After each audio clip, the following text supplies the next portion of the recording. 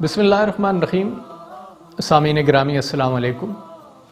दोस्तों की तरफ से वक्तन फ़वक्तन सवालात मौसूल होते रहते हैं। ये दो सवाल कराची से मुनीब मेमन साहब की तरफ से हैं। मैंने सोचा उन्हें जवाब देते हुए ये चंद बातें आपसे भी शेयर हो जाएं, ताकि अगर आपके जहन में भी ऐसी कोई गलतफहमी है तो वो भी दूर हो जाए।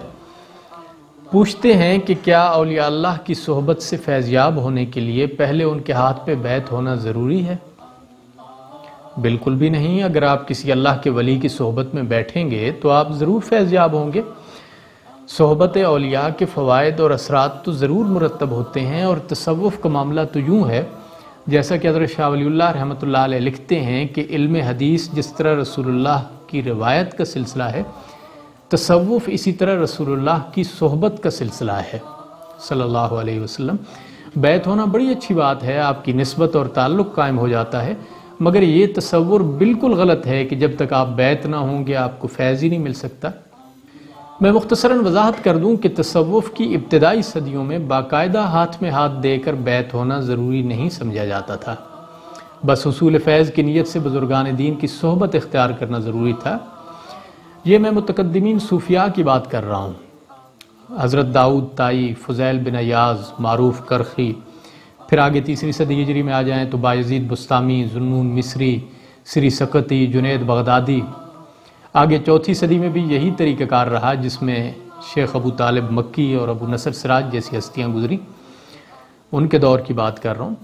आजकल ये होता है कि लोग सिर्फ बैत होना ज़रूरी समझते हैं, मगर बुज़ुर्गान दीन की सोहबत में बहुत कम वक्त गुजारते हैं। हालांकि बैत होने की निस्बत ये चीज़ ज़्यादा ज़रूरी है।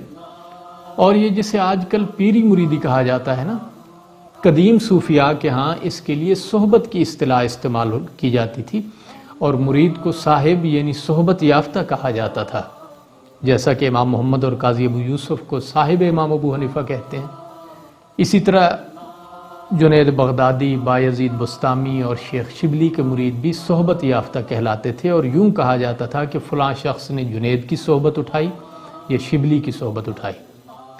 हज़रत सिद्दीक़ अकबर रज़ियल्लाहु ताला अन्हु को कुरान मजीद ने मोहम्मद सल्लल्लाहु अलैहि वसल्लम के साहिब के लफ्ज़ से याद फरमाया और ख़ुद रसूलुल्लाह सल्लल्लाहु अलैहि वसल्लम ने अपने साथियों को असहाबी कहकर पुकारा।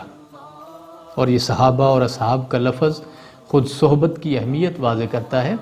तो इसलिए ये बात बिल्कुल गलत है कि जब तक आप किसी बुज़ुर्ग के हाथ पे बैत नहीं होंगे तब तक आप उनकी सोहबत से फैज़याब नहीं हो सकते।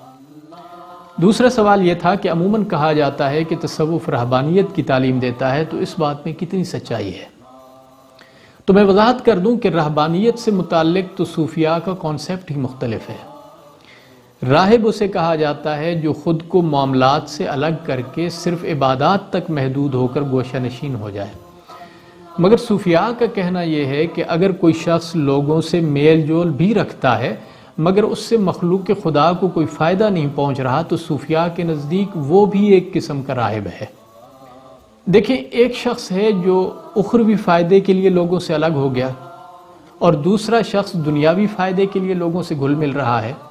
एक लोगों से अलग हो रहा है ज़ाती फ़ायदे के लिए, दूसरा लोगों से मिल रहा है ज़ाती मफाद के लिए। तो दोनों के पेश नज़र तो अपना मफाद है, मखलूक को फ़ायदा तो ना इससे हुआ ना उससे हुआ, तो फिर फ़र्क क्या रह गया?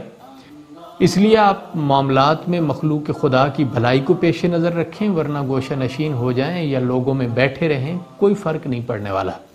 और जो लोग सूफिया के हवाले से ऐसे ख्यालात रखते हैं, उन्हें चाहिए कि सूफिया कराम की ज़िंदगियों का मुताला करें और देखें कि वो पैदा कहाँ हुए थे, तालीम कहाँ से हासिल की, फैज़ कहाँ से पाया और कहाँ कहाँ बांटा और फिर वफ़ात कहाँ पाई। इसके बाद आपकी ये सारी गलत फहमियाँ दूर हो जाएंगी। जज़ाकल्लाह।